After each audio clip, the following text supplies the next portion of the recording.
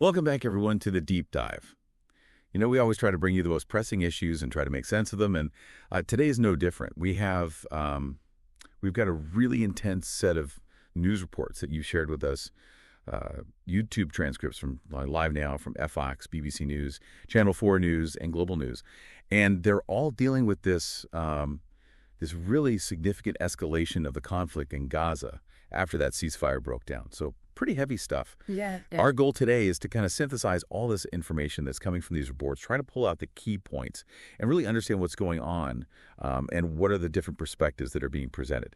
So we're going to look at what actually caused this new round of fighting to erupt, who the major players are, what the immediate impacts have been for the people on the ground, and what some of the potential long-term effects might be. And of course, we're basing all of this on what these reports are actually telling us. Yeah, I think it's a really deeply concerning situation. And these reports, when you take them all together, I think they paint a pretty stark picture of what's happening. The main event seems to be these Israeli military airstrikes in Gaza, right? Mm. And the scale of those strikes, at least according to these reports, is really big. There's a high number of casualties that are being reported. Yeah. You shared reports with us suggesting over 300, maybe even more than 400 people have been killed in these strikes. I think what's really important here is that this action has shattered that ceasefire that was in place since January. Right. Live Now W from FOX actually described this as the deadliest bombardment that they've seen in this 17-month conflict with Hamas. Wow. So really serious escalation here. So looking at these sources, what's the reasoning being given for this Israeli action? Why are they doing this? Well, the reports highlight a couple of main points that Israel is putting forward. The first one is that the IDF, the Israeli Defense Forces, they announced that they had eliminated the head of the Hamas government in Gaza. And they described him as like the most senior figure, the most powerful person in the territory. And they held him responsible for, as they call it, the entire terror regime of Hamas and coordinating the branches of Hamas for what they call, terrorist purposes. Right. So very strong language there. They also stated that they hit multiple terrorist targets with the goal of really trying to break down Hamas's governmental and military capabilities and to eliminate what they see as direct threats to Israel. And this included, they said, a number of kind of mid and senior level members of Hamas's political bureau. And you may have even seen some of these reports have pictures and the names of these 4 leaders that were reported as killed. Right. So very much from their perspective, a direct and targeted action. And Prime Minister Netanyahu, he also made statements that were covered in these reports, right? Yeah, he did. He came out and he said that Israel had resumed combat in full force. And his reasoning was that Hamas had actually rejected Israeli demands to make changes to the existing ceasefire agreement. He also accused Hamas of rejecting different proposals that were out there to extend the ceasefire. And he was very, very decisive in his language. He said this was just the beginning and that Israel was going to act against Hamas with, and I quote, growing intensity until all of their stated war goals were achieved and until they get back all the hostages. So pretty powerful statement. Absolutely. And looking at what these reports are telling us, the consequences and what's actually happened on the ground, it's pretty devastating. I mean, we're talking about these incredibly high numbers of Palestinian casualties. Yeah. Global News, they reported over 300. Live Now to Anric from FOX and BBC News, they said more than 400. Right. And really alarmingly, Channel 4 News, they cited reports that said over 100 children were among the dead. Wow. I mean, it's a horrific human toll that's being highlighted in all these reports. Absolutely horrific. And I think beyond just the loss of life, these reports really point to the fact that the ceasefire, which was, as you said, it had been in place since January, even though it was always a little bit shaky, it's now completely over. Yeah. And Live Now W from FOX really emphasized this, calling it the deadliest bombardment in the whole conflict. Right. We're also seeing really, really concerning reports about the hospitals, the healthcare system in Gaza, and BBC News and Channel 4 News, they both make it clear that these facilities are totally overwhelmed. They're struggling to handle the number of people who've been injured and the severity of those injuries. And as we said, a lot of those injured are children. Yeah. The descriptions and accounts in these reports are really hard to hear. They are. And it's not just the people who've been physically hurt, injured. We're also seeing reports about people being displaced within Gaza itself. They're having to move to flee their homes.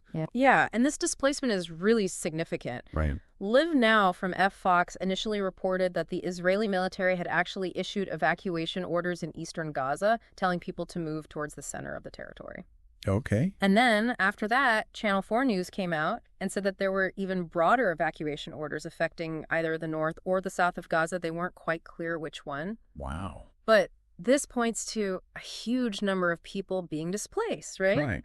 And it just adds another layer of suffering to a population that's already under so much stress. And it feels like the potential for things to get even worse is very real. It does. Live Now from FX, they specifically raised concerns about the possibility of Israel launching a ground operation, Right. which would obviously have even more devastating consequences for the civilian population. Absolutely. That would be a huge escalation. Yeah. And I think, one thing these reports do is they offer these glimpses of the real human tragedy that's happening. Right. Channel 4 News and Global News, they both talk about scenes with bodies just covered with single blankets, families just frantically searching through the rubble for their loved ones. It's heartbreaking. Yeah. Global News, they even included these firsthand accounts, these stories from people in Gaza.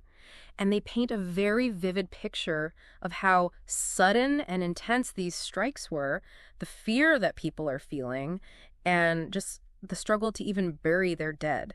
It's really easy to get caught up in the numbers, the big picture, but these individual stories, these personal accounts, they really remind us of the human cost of what's happening. It really brings it home. Yeah, absolutely.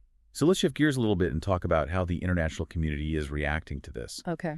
Based on what these reports are telling us, there seem to be a lot of different perspectives emerging. Yeah, there's definitely a range of reactions. Live Now from FX reported that the White House had said they'd been in contact with Israel and that they supported Israel's actions. And they put the blame for the conflict restarting. They put that squarely on Hamas. Okay. They also said that the U.S. had defended Israel at the UN. Right, which I guess kind of aligns with their past positions. But we're also hearing a very different perspective from Hamas itself, right? Absolutely. According to the BBC News report, Hamas put out a statement saying that they think mediators should hold Israel fully responsible for violating the truce, the ceasefire. Right. So you've got these two very different narratives about who's to blame. Absolutely. And it sounds like the UN is a key place where these contrasting views are being debated. Yeah, for sure. Leave Now Never and F. Fox mentioned that the UN had heard from ambassadors representing both Israel and Gaza. So this is definitely on the international stage. Yep. But I think one of the most critical voices we see in these reports is Francesca Albanese. She's the UN Special Rapporteur for the occupied Palestinian territories. And her comments were covered by Channel 4 News. Yeah, her comments were really strong, weren't they? Very strong. She said that what's happening is an acceleration of not aware of the genocide that is happening in real time. Wow.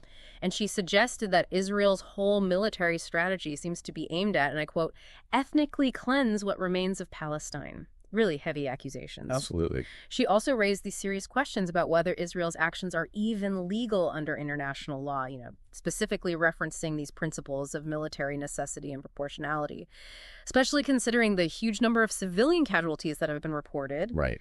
Now, she did make a distinction between what happened on October 7th and the definition of genocide, but she did say that she believes war crimes were committed against Israelis. Mm-hmm. So her perspective, it's a really critical take on what Israel's doing and the potential legal fallout. That's a really significant perspective from these reports. And the BBC News report also brought up a couple of other points about international involvement.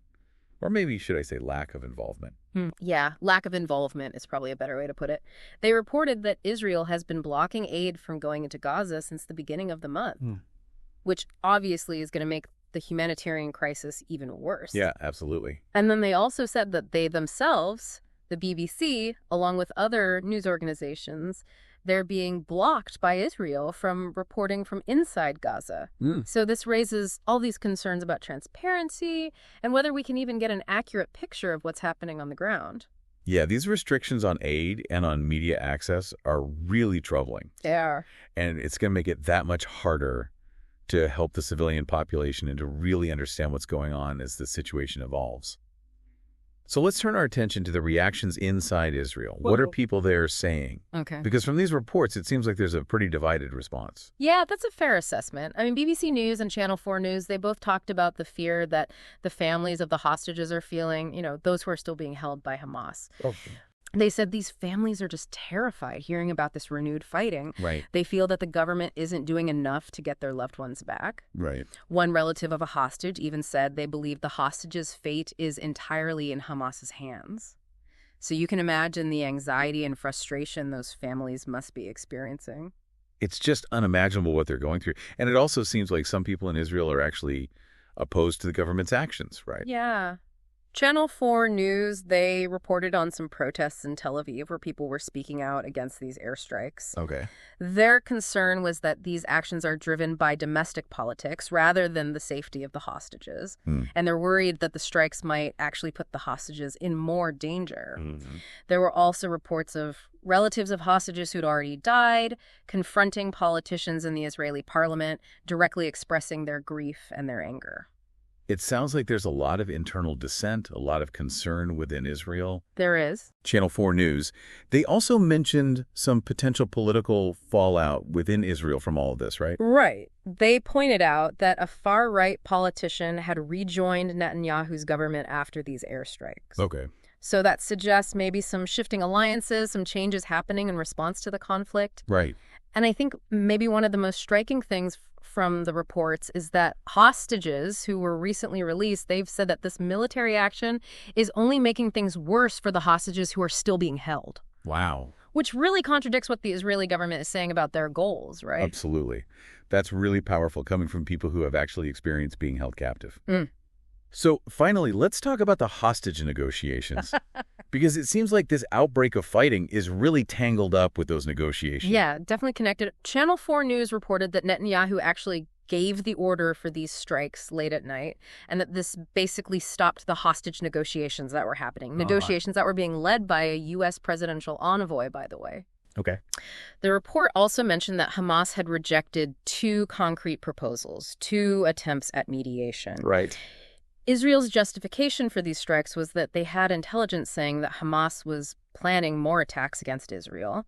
But some people in Israel are saying that Netanyahu has wanted to resume fighting for a long time, and that he intentionally backed away from these talks about the second part of the ceasefire, which would have involved getting more hostages back. Okay. So there's this real split in opinion about the best way to get the hostages back and to find a lasting solution. So much complexity here. Yeah. I mean, based on all of this information that you've brought to us, from all these different news reports, what are the biggest takeaways that our listeners should really focus on? What are the things they should be thinking about? Okay, so I think first, it's clear that this ceasefire between Israel and Hamas, which was in place since January, is over. These airstrikes have shattered it. Second, Israel says they're doing this because Hamas wouldn't change the ceasefire agreement, because they wanted to eliminate this Hamas leader and other key figures, and because they say they needed to disrupt Hamas's military. Okay. Third, the consequences in Gaza, as we've talked about, are just terrible. Huge numbers of casualties, including many children, hospitals completely overwhelmed, and people being forced from their homes. Yeah. Fourth, the international reaction is mixed. The U.S. is supporting Israel, but the UN has raised serious concerns about the legality of these actions and even about whether this is heading towards genocide. Right. Fifth, inside Israel, there's also division. Some people support the government, but the hostages' families and protesters are scared for their loved ones, and they're questioning the motives behind this whole thing. Right. And finally, it seems like the hostage negotiations are stalled. Nobody knows what's going to happen to those who are still being held. It's such a difficult situation. It is. With such a huge human cost, and with these completely different perspectives on whether this is even legal or whether it's going to work in the long run, it really makes you wonder, what are the possible ways out of this? It does. What could actually de-escalate this conflict and address all those deep-rooted issues in a way that lasts?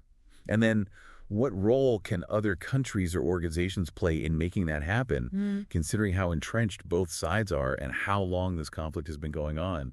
It's a lot to think about. Yeah, absolutely. It makes you think about the whole cycle of violence in this region. Can it ever be broken? Right. Can there ever be a lasting peace? Yeah. And what would that even look like? Big questions. Well, thank you so much for bringing us this really comprehensive overview and analysis of this incredibly important situation. It's unfolding so rapidly, so it's really valuable to have your insights. You're welcome. And for those of you listening, if you found this deep dive into these reports valuable, we really encourage you to subscribe to our channel and follow us for more discussions like this, deep dives into these complex issues. And if you really appreciate this kind of in-depth analysis and you'd like to support us, you can find us on Patreon. There's a link in the description of this episode. We'd also love to hear what you think, what your reactions are to this deep dive. So please take a moment to write down your comments. Your feedback helps us understand what you're interested in and what areas we might explore in the future. It does. So, until next time, stay curious and stay engaged. We'll see you in the next deep dive.